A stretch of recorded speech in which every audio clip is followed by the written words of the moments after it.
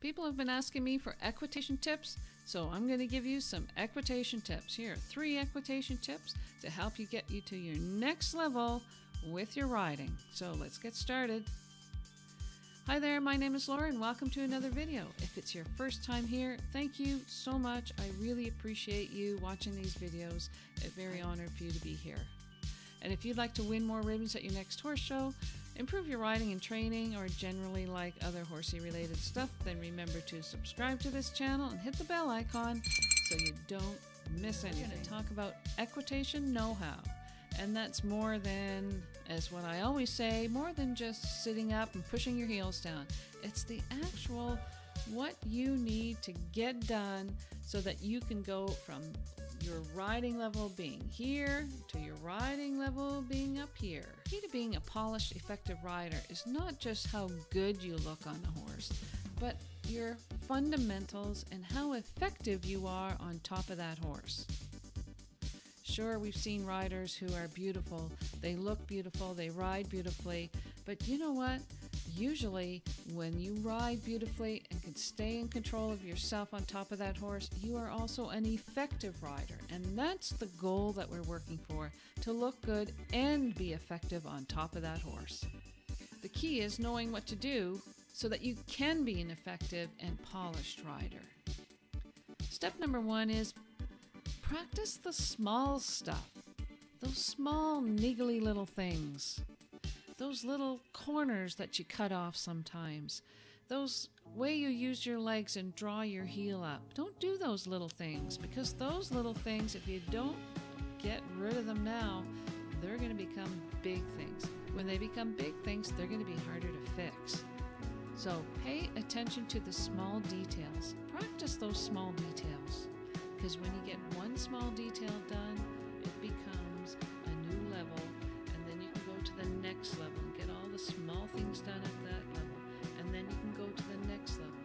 And once you get those small little itsy niggly piggly things done, then you can start building on those. Practice the small things so that when you do go to a horse show, they don't matter anymore. You've practiced them. For example, if you're going to an equitation class and you know that there's going to be a trot fence, then practice that trot fence. Set up a cross rail, canter down the long side, and have that trot fence right there. Pick up the trot before you get to that trot fence. Start training those small transitions. Start training that canter trot transition so that when you do get to the horse show, it's just second nature. So practice those little things so when you get to the horse show, you can concentrate on the bigger picture. The technical skills that you learn while you're practicing those little small details can be transferred to the bigger details during your equitation class. So make sure you practice those small details. Also, while you're riding, have somebody videotape you and take a critical eye to that video after you've completed your ride and see where you need to do your work. Jeepers, if you want to, send it to me. I'd love to hear from you. I'd love to help you out. By having somebody videotape you, you can see yourself riding, and you can see that, you know what? My heels are up. You know what? My shoulders are round. You know what? I am looking down last stride to the fence. You know what? My horse is on the wrong lead sometimes. So look for that. Have the opportunity to get somebody to videotape you so that you can see what you'll look like when you're going over your course, because that's what the judge is going to see when you're at a horse show. You want to see some videos of other people's rides? Take a look here. I've got a playlist of some other videos that you can watch after you finish this one. And here's another big one, and some people really hate doing this, is work without stirrups.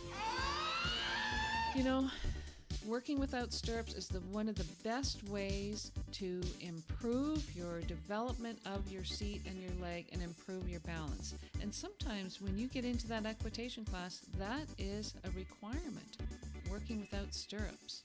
If you're new to working without stirrups, work without stirrups at the walk and do a slow jog. Make sure you do it under supervision. So there's some great tips for you to help you with your equitation know-how. If you have any questions for me, please feel free to send me an email. Love to hear from you. My name is Laura, and if you'd like to win more ribbons at your next horse show, improve your riding and training, or generally like other horsey-related stuff, remember to subscribe. I'd like to help you out. Thanks now. Bye.